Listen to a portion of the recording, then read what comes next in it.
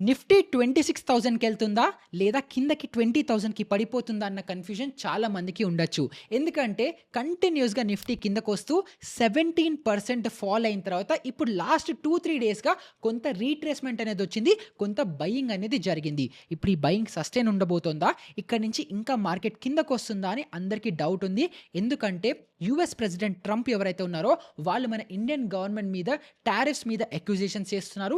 And అంతేకాకుండా global మార్కెట్స్‌లో కూడా యూఎస్ అన్ని కంట్రీస్ మీద శాంక్షన్స్ చేయడం వల్ల గ్లోబల్‌గా కూడా మార్కెట్స్ అన్ని నెగెటివ్‌గా ఉండి యూఎస్ మార్కెట్స్ అయితే కంటిన్యూయస్‌గా ఫాల్ అవుతూ 10% వరకు కూడా క్రాష్ అయ్యాయి. మళ్ళీ ఇలాంటి అన్‌సర్టెన్ టైమ్స్‌లో మన ఇండియన్ మార్కెట్స్ ఎస్పెషల్లీ నిఫ్టీ చార్ట్‌ని మనం అబ్జర్వ్ చేస్తూ టెక్నికల్‌గా ఇప్పుడు ఏం కనిపిస్తోంది?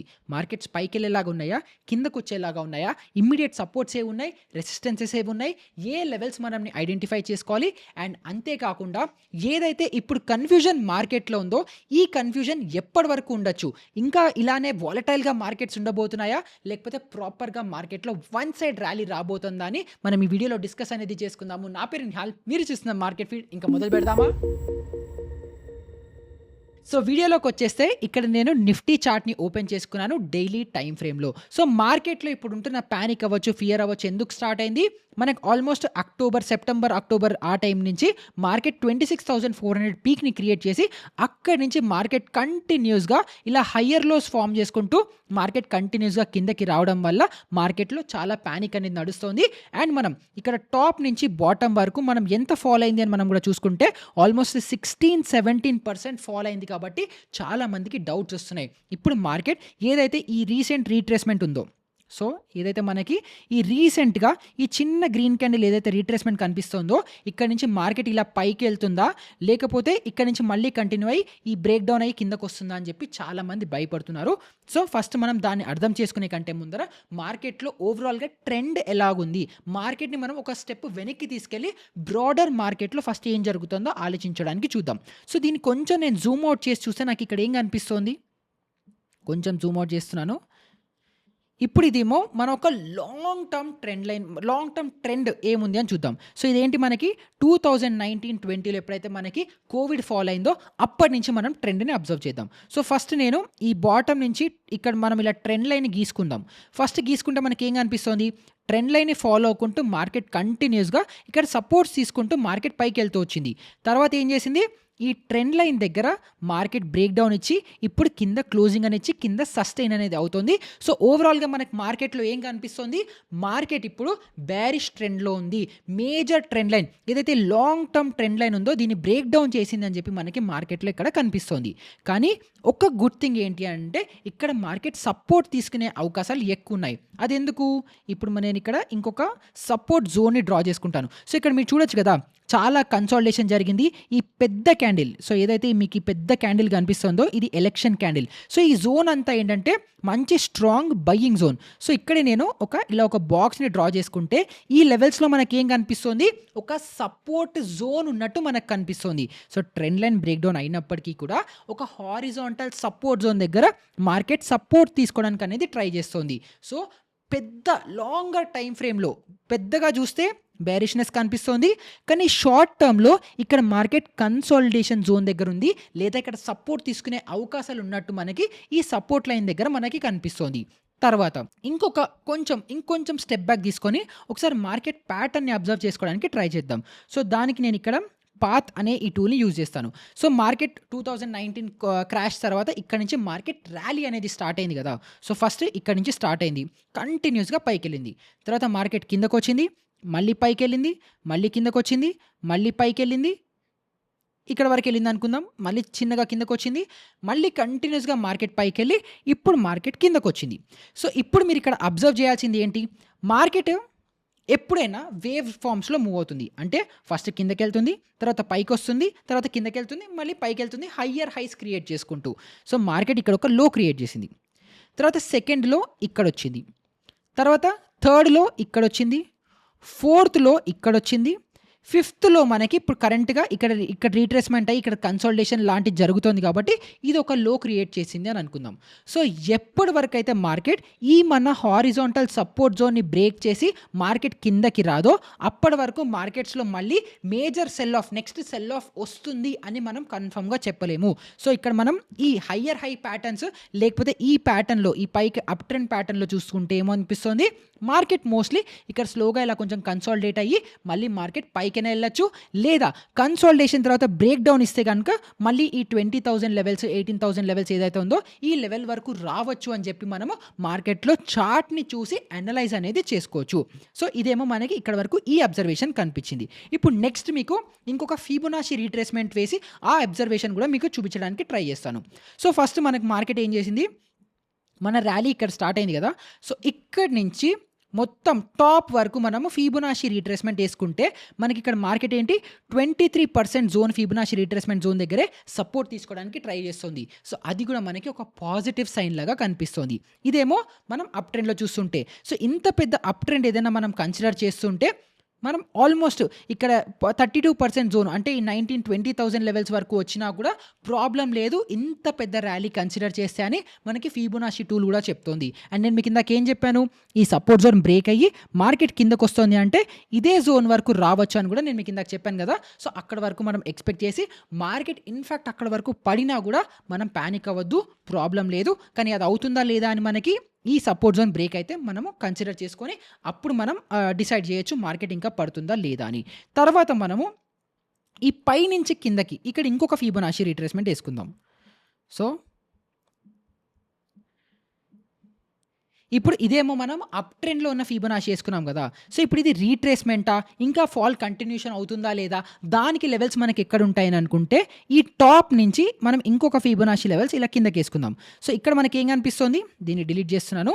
సో ఇక్కడ మనకి ఏం కనిపిస్తుంది, మనకి ఫిబొనాచి రీట్రేస్‌మెంట్ ఇందాక బాటమ్ టు టాప్ వేసుకొని ఇప్పుడు టాప్ టు బాటమ్ వేసుకున్నాం. సో ఫిబొనాచి లెవెల్స్ ప్రకారము ఒక టాప్ క్రియేట్ అయింది, ఒక బాటమ్ క్రియేట్ అయింది. సో ఇప్పుడు మనకి ట్రెండ్ రివర్సల్ అవుతుంది అని అంటే ఈ 23% జోనో 30% జోనో లేదా ఈ 50% జోనో క్రాస్ అయిన తర్వాత అప్పుడు మనం మేజర్ ట్రెండ్ రివర్సల్ అని చెప్పి మనము అర్థం చేసుకోవచ్చు. సో ఇక్కడ మనకి ఏం కనిపిస్తుంది, మార్కెట్ కంటిన్యూస్గా పడుతుంది, ఇక్కడ సపోర్ట్ జోన్ దగ్గర సపోర్ట్ తీసుకుంది, మళ్ళీ పైకి వెళ్తుంది.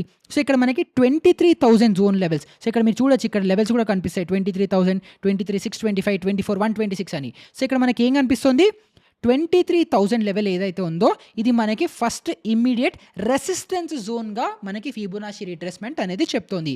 సో ఈ లెవెల్ దగ్గర 23,000 రౌండ్ లెవెల్ కూడా ఉంది, ఫిబొనాచి లెవెల్ కూడా ఉంది. కాబట్టి ఫస్ట్ మార్కెట్ ఈ లెవెల్ని క్రాస్ చేయాలి మనకి మేజర్ ఫస్ట్ ఒక బుల్లిష్ సైన్ ఇవ్వడం కోసమైనా. అలా ఇచ్చిన తర్వాత కూడా ఏదైతే మన 38% జోన్ ఉందో లేదా 50% జోన్ అంటే 24,126 లెవెల్ ఏదైతే ఉందో ఇది మేజర్గా ఈ జోను, ఈ 26,126 జోన్ ఏదైతే 50% జోన్ ఉందో మేజర్గా ఈ లెవెల్ క్రాస్ అయ్యి రీట్రేస్ అయ్యి మళ్ళీ పైకి వెళ్తేనే మళ్ళీ fresh all time high create చేస్తుంది అని చెప్పి మనం మార్కెట్లో యాంటిసిపేట్ చేయొచ్చు, ఎక్స్పెక్ట్ చేయొచ్చు. ఆ విధంగా మనం ట్రేడ్ పొజిషన్స్ కూడా మనం ఇనిషియేట్ అనేది చేసుకోవచ్చు. సో ఇదేమో మనకి ఫిబొనాచి రీట్రేస్‌మెంట్స్ ద్వారా అర్థమవుతుంది. సో ఫిబొనాచి రీట్రేస్‌మెంట్స్ అర్థమైపోయాయి కాబట్టి ఇక్కడే మీరు అబ్బా ఇది చాలా కాంప్లికేటెడ్గా ఉంది, ఇన్ని టూల్స్ ఎవరు వాడతారు, ఇంకొంచెం సింప్లిఫైడ్ మెథడ్ ఏదైనా ఉందా అంటే ఇప్పుడు మనం ఇక్కడ లాంగ్ టర్మ్ ఒక ట్రెండ్ లైన్ గీసుకున్నాం కదా, ఈ ట్రెండ్ లైన్ని సపోర్ట్ చేసుకుంటూ మార్కెట్ పైకి వెళ్తుంది అని చెప్పి అదే విధంగా మనం ఒక రెసిస్టెన్స్ ట్రెండ్ లైన్ని కూడా గీసుకోవచ్చు. సో దానికి ఏం చేయాలి, ట్రెండ్ లైన్ని సెలెక్ట్ చేసుకొని ఈ టాప్ నుంచి ఈ రీసెంట్ ఈ హైస్ క్రియేట్ చేసింది కదా వాటన్నిటిని కనెక్ట్ చేసుకుంటూ మనం ఇలా ఒక ట్రెండ్ లైన్ని గీసుకోవచ్చు. సో మార్కెట్ ఏం చేస్తుంది, ఫస్ట్ ఇక్కడ రెస్పెక్ట్ అయింది రెసిస్టెన్స్గా, ఇక్కడ ఒక రెసిస్టెన్స్గా యాక్ట్ చేసింది, ఇక్కడ రెసిస్టెన్స్గా యాక్ట్ చేసింది. సో మార్కెట్ మళ్ళీ పైకి వచ్చినప్పుడు ఈ రెసిస్టెన్స్ జోన్ దగ్గర ఈ రెసిస్టెన్స్ జోన్ కూడా మళ్ళీ చూడండి చాలా బ్యూటిఫుల్గా మన 23,000 లెవెల్స్ దగ్గరే కోయిన్సైడ్ అవుతుంది. సో ఈ రెసిస్టెన్స్ లైన్ కూడా ఇక్కడ బ్రేక్అవుట్ ఇచ్చి మార్కెట్ ఇలా పైకి వెళ్తే మళ్ళీ పైకి రివర్సల్ వచ్చే ఛాన్సెస్ ఉంటాయి అని కన్ఫర్మేషన్ మనకి ఇస్తుంది.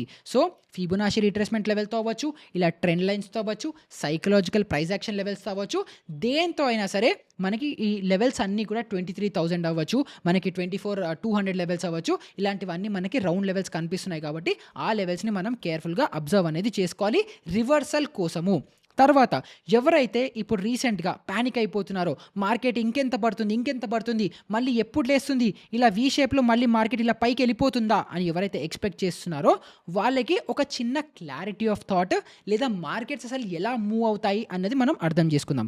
సో, ఇప్పుడు మార్కెట్‌లో మనకి ఏదైతే ఈ జోన్ ఉందో, ఈ పైనుంచి కింద వరకు ఈ జోన్ ఎంతని చెప్పాను? టాప్ నుంచి బాటమ్ వరకు ఆల్మోస్ట్ 16-17% వాలటైల్ రేంజ్ అనేది మనకి కనిపిస్తుంది గదా! సో, ఇప్పుడు దాన్ని మనం కొంచెం నేను వెనక్కి తీసుకెళ్తున్నాను. ఓకే. దీన్ని కొంచెం జూమ్ ఔట్ చేసి ఈ పీరియడ్‌లో చూద్దాం. అంటే ఏంటి? ఒక్కసారి ఈ పీరియడ్‌లో చూడండి. దీన్ని నేను కొంచెం ఎక్స్‌టెండ్ చేస్తున్నాను. ఇలా. సో, ఇప్పుడు ఒక్కసారి ఈ జోన్ ఇక్కడ మీరు చూడండి. 11,740 జోన్ నుంచి ఇక్కడ కింద ఒక 10,500 జోన్ అనుకుందాం. సో, ఈ పై నుంచి టాప్ నుంచి బాటమ్ వరకు ఎంత? ఆల్మోస్ట్ 12-13% రేంజ్‌లో మార్కెట్ ఎన్ని రోజులుందో చూడండి. దీన్ని మీకు ఇంకొంచెం ఇక్కడ హైట్ తీసుకుందాం. ఇక్కడ కొంచెం లో తీసుకుందాం. బట్ ఇక్కడ ఎక్కువ పాయింట్స్ మ్యాచ్ అవుతున్నాయి కాబట్టి ఇక్కడికి యాడ్ చేసుకున్నాను. సో, ఈ జోన్ 12,500 అనుకుందాం. ఇక్కడ 10,500 అనుకుందాం. ఈ 2,000 పాయింట్ జోన్‌లో మార్కెట్స్ ఇక్కడ మీరు డేట్ అండ్ టైమ్ చూడొచ్చు. 27th ఆగస్ట్ అప్పటి నుంచి మళ్ళీ మన కోవిడ్ క్రాష్ అయ్యి మళ్ళీ మార్కెట్స్ రీబౌండ్ అయ్యి మళ్ళీ ఇక్కడ హై ఎప్పుడు క్రియేట్ అయింది? 10th November 2020. ఇక్కడ మనకు ఫస్ట్ డేట్ ఎంత? 2018 ఆగస్ట్ నుంచి 2020 నవంబర్ వరకు, అంటే ఆల్మోస్ట్ 2 ఇయర్స్ పాటు ఇక్కడ ఇన్వెస్ట్ చేసిన ఎవరైతే ఇన్వెస్టర్, ఇక్కడ మార్కెట్ మంచి అప్ ట్రెండ్‌లో ఉందని ఇక్కడ ఇన్వెస్ట్ చేసిన ఇన్వెస్టర్ ఎవరైతే ఉంటారో 2 ఇయర్స్ పట్టింది మార్కెట్ మళ్ళీ అదే లెవెల్‌ని క్రాస్ అవ్వడానికి.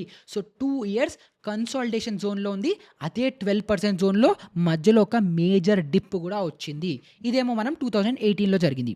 సో, ఇక్కడ మళ్ళీ చూద్దాం. ఇక్కడ ఏమైంది? 2018 చాలా దూరం కదా! దీన్ని కొంచెం క్యాండిల్స్‌ని ష్రింక్ చేసుకోవడానికి 1 వీక్ టైమ్ ఫ్రేమ్‌లో పెడుతున్నాను. సో, ఇక్కడ 1 వీక్ టైమ్ ఫ్రేమ్‌లో ఇప్పుడు ఈ జోన్‌ని చూడండి. ఇప్పుడు మార్కెట్ ఏం చేసింది? ప్రీవియస్‌గా ఒక కన్సాలిడేషన్ జరిగింది. బ్రేక్‌ఔట్ ఇచ్చింది. మార్కెట్ పైకొచ్చేసింది.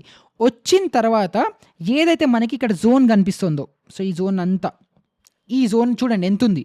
ఇక్కడ 8,990, 9,000 అనుకుందాం. అక్కడి నుంచి కింద 6,900 అనుకుందాం. సో, ఈ జోన్ ఎంత చూద్దాం. ఈ జోను ఆల్మోస్ట్ 22%. ఇందాకేమో 12-13%. ఇప్పుడు 22% వాలటైల్ జోన్. ఈ 22% హైలో జోన్‌లో మార్కెట్ ఎన్ని రోజులు ఉందో చూద్దాం. ఓకే. ఇక్కడ 5th మే 2014 నుంచి ఇక్కడ మళ్ళీ హై బ్రీచ్ అవ్వడానికి 6th మార్చ్ 2017.